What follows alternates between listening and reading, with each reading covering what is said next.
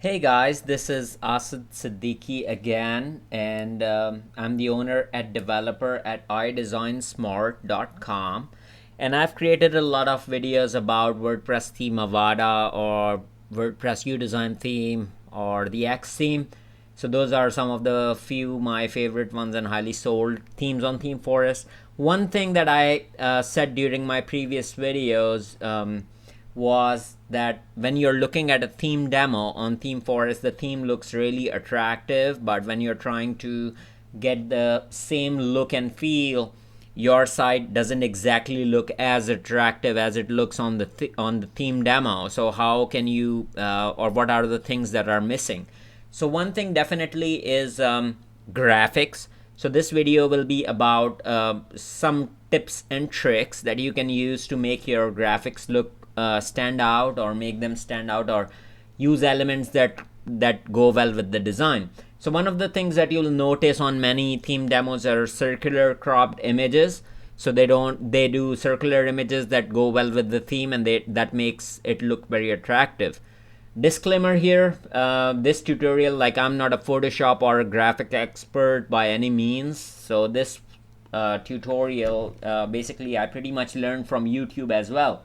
So this was a video on YouTube, and they showed how to crop images in circles. So I will just share that information with you, and some tips for designing them. And then I will also do a quick tutorial on how to make images transparent. Like, you're looking at this image and this is not a transparent image, so there is a white rectangle around the face, and if you're using this on a revolution slider, for example, it's not gonna look great because it has a background on it. So I'll talk a little bit about that. So how you go about cropping the images in circle, it's very easy. You click on the this is Photoshop CS2. Click on the circle here, and then it is important to select paths at the top. You can do fill pixels or shape layers, but for our particular what we are trying to achieve, we have to select paths here. So once path is selected and your circular shape is selected, you can hold down the shift key on your keyboard, which will help you make a perfect circle, and then you can basically drag whatever area you want inside of the circle. So I will just drag that, and I left the shift key, so this is what happens. And I will just do a Control Z so we can go back and make a selection again. So I'll hold down the shift key, and then I will drag and make a circle, perfect circle. Now I'll leave my mouse first and then the shift key.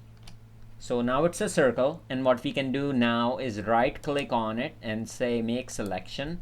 And I really don't care about feather radius, I'll just leave it at 0. And now you see that the circle is selected. Basically we want to select everything outside of the circle.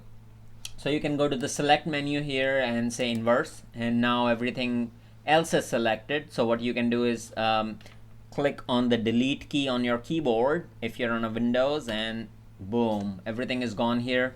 And what you see, I'll just do Control D to deselect everything, and now you see that there is a circular image. So I can just put this image in the corner, and then what I can do is I can do like a border around it which matches with my color palette or color scheme or something like that. So for example, I'll just click on this this small F icon here, which is effects, and I'll just say stroke. And once I have a stroke, I can select the color. So I can select put a hex code for the color in my heading, for example, which goes well with this image. So let's say it's this, and then I will say OK here and increase the radius a little bit. Now you see that the circle is surrounded by a nice looking background, like a blue border around it. So then you can always change the canvas size, and you have an image ready. You can also always resize it too. Now one more thing about this image is it's a transparent image. So the black and white boxes you see in the background, they tell you that it's a transparent image. So if you have this image on a web page, it's not going to display any border outside other than the blue border outside the image. It's not going to display like a white rectangle around it. So if you rotate this image and just spin that on a revolution slider, it'll look pretty awesome. Also about us pages or sidebars, you can always do circular images there and they will look nice. So another thing that you can do is, like, whenever you're saving images, or whatever you have to do is you always have to save for web. So if you save for web, your image will be basically be optimized for a website or a web design. So once it brings up that box where you can save the image, you'll see like different resolutions and different formats. So you can select this PNG 24. You see this as a white background, but this has a transparent background, and this also has a transparent background. The trade-off here is this is a higher quality image than this, but if you notice, it is 945 KB and this is 111 KB. So this is almost 10 times as more in size than this. So this will take considerably more time to load on a client site as opposed to this, because it is much smaller to download. So I typically do PNG 24 and it works fairly well for me, but you can look for higher resolution images and go with them. So now on to the second thing that I wanted to talk about, and I wanted to show you how to make things transparent in for your, especially your sliders. I did show you how to do that in this one, but this was a fairly simple circular cropped image, so we really didn't have to do much at all. So now what we are going to do is, I have another image here and I will just open that with Photoshop. So now as you can see that this is a pretty awesome BMW here, and this BMW has a white background here and there. So for a slider purpose, for example, if you want to just drive this into the slider, it'll look pretty great, but you don't want a rectangular around it. So what you can do is grab the magic wand tool. So you have a magic wand tool. You can also do this with lasso tool. For example, this one, you can basically draw around the car wherever the car is. So you can make a selection like that. Of course, I'm doing it in super fast speed, but if you want to be like really detailed about it, you can do that. And you just hit the delete key. My layer is locked at this moment, so I'm sorry about that. Control Alt Z. I will just unlock the layer first. Unlock the layer. I will make the selection using a magic wand tool, and now you see that everything outside of the car got selected.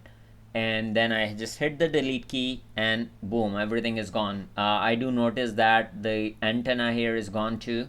Another trick to do this, I just did a Control Z there and deselected. You see something here called tolerance. So you can play around with the tolerance to tell Photoshop what to select and what not to select. For example, if I make this 10 as opposed to 6, and then I try the magic wand tool again, it will be more tolerant of the colors or pixel changes. So basically what it's trying to do is to detect what kind of selection it's making, and you can always adjust it to your liking. Basically what you don't want is, for example, when you're doing this, if I do this, it's gonna delete my antenna as well, so I don't want that. So what I can do is just put like a black or something around here so it doesn't get selected, and then once I'm done, I can just take my eraser and go from there. If I have to remove the antenna, I'll have to take the eraser and remove it all together so nothing shows up, but I think you get the idea there. So I can just delete this delete key, everything becomes transparent. You have to make sure inside of the image all the whites are gone too, so the image is completely transparent. And now you see a shadow underneath, so you can also take an eraser. You can take an eraser and you can zoom this image in, and then you can start erasing your way through and be as precise as you want. This is a large brush, so it's not be as close as I want it to be, but you can take like a smaller brush and then you can be more precise with it and zoom it more and just go about your business like that. Just a quick tutorial. I wanted to talk about the image formats, the best to use for websites, and because WordPress makes it so easy to edit websites, a lot of people use WordPress and they have questions about how to do better graphics. So I just wanted to show you some quick ways you can make your images look better. If you have any questions, just feel free to leave a comment underneath my video, and I'll try to respond as soon as I can. Thanks very much for watching. Until next time.